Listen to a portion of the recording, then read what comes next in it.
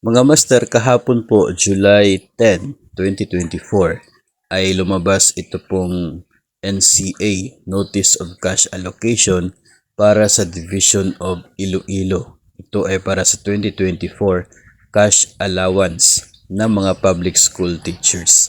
So, nagkakahalaga ito ng 101 million na para po sa cash allowance ng mga public school teachers with teaching load dyan sa Division of Iloilo.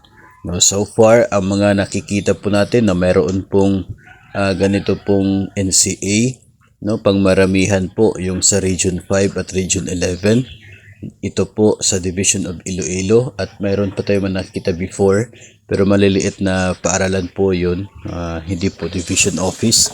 So, abangan po natin, no, na panigurado ito po mga nakatanggap na ng kanila pong NCA for cash allowance ay hindi po aabutin ng August yung inyo pong cash allowance.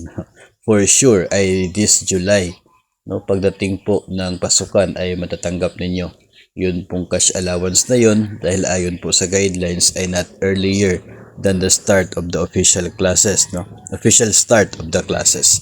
So abangan po sa katapusan ng July ang cash allowance ng mga public school teachers na panigurado na matatanggap ng mga mayroon na pong notice of cash allocation.